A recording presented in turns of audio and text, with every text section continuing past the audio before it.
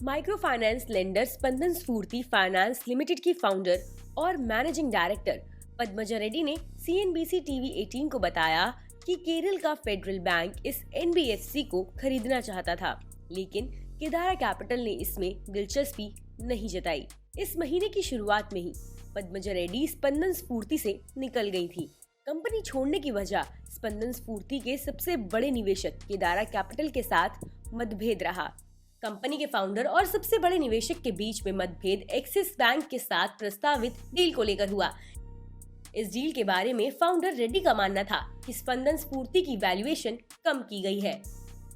पद्मजा रेड्डी से जब ये पूछा गया कि क्या स्पंदन स्फूर्ति को खरीदने में सिर्फ एक्सिस बैंक ने दिलचस्पी जताई थी, जिस पर रेड्डी ने बताया, केदारा कैपिटल के लोगों ने मुझे सिर्फ ये बताया कि फेडरल बैंक ने भी उनसे संपर्क किया है, लेकिन फिर उन्हें लगा कि एक्सिस बैंक के पास ज्यादा लिक्विडिटी है।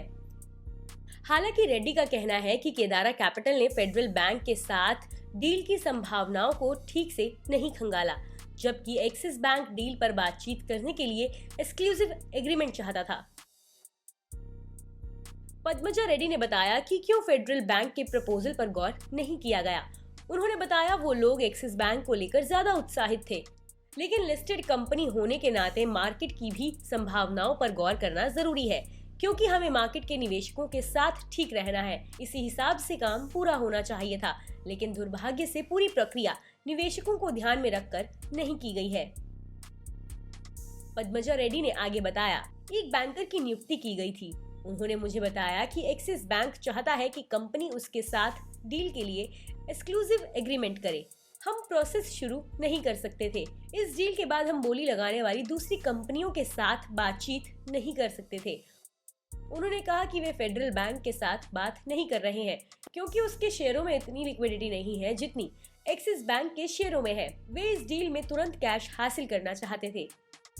पद्मजा रेड्डी का कहना है कि स्पंदन स्फूर्ति की अंडर वैल्यूड डील के कारण केदारा कैपिटल के साथ उनका मतभेद शुरू हुआ। उन्होंने बताया, मेरे और केदारा कैपिटल के बीच मतभेद सिर्फ एक वजह से रहा कि वो सिर्फ कंपनी बेचना चाहते थे और मैं मना कर रही थी।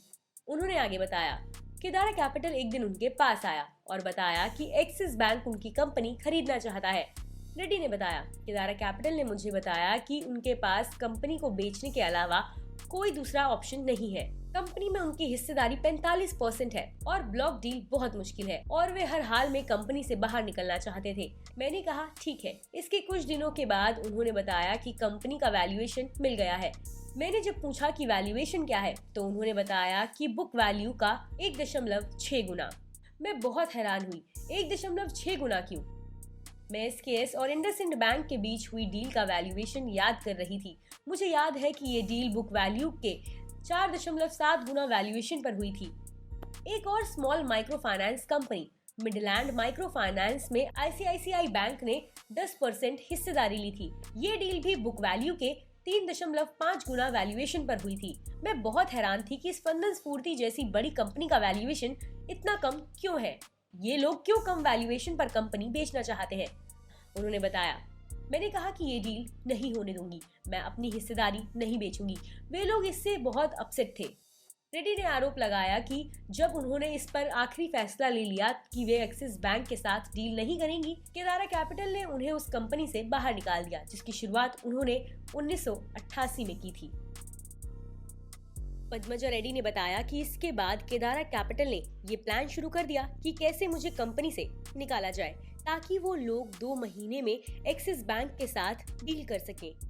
मुझे अच्छी तरह पता था कि वो कंपनी को चलाना नहीं चाहते हैं, यहाँ तक कि अब वो कर्मचारियों को बता रहे हैं कि अगले 1-2 महीने में स्पंदन स्फूर्ति का नाम बदल जाएगा, ये एक्सिस बैंक बन जाएगा और सब लोग एक्सिस बैंक के कर्मचारी बन जाएंगे।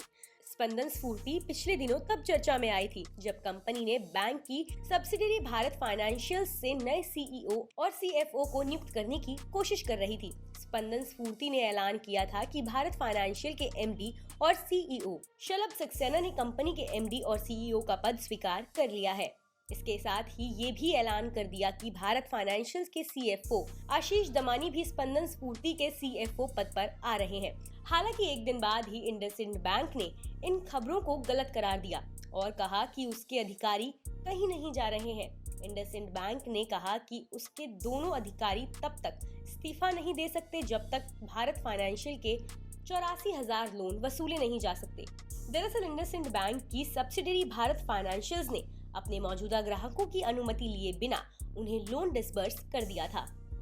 आंध्र प्रदेश में 2010 में जब NBFC सेक्टर मुश्किल से घिरा था तो स्पंदन स्फूर्ति पर इसका तगड़ा असर पड़ा था। इसके बाद कंपनी को कॉर्पोरेट डेट रीस्ट्रक्चरिंग में शामिल करना पड़ा था। इसके बाद 2017 में कंपनी फिर उभरी और $27 करोड़ का फंड जुटाया। इसमें से $10 करोड़ केदारा कैपिटल ने निवेश करके 45.5% स्टेक लिया था और 2021 में कंपनी का नाम हमेशा के लिए एक्सिस बैंक में मिलने जा रहा है। बिजनेस की इनसाइड खबरों के लिए बने रहिए मनी कंट्रोल हिंदी के साथ।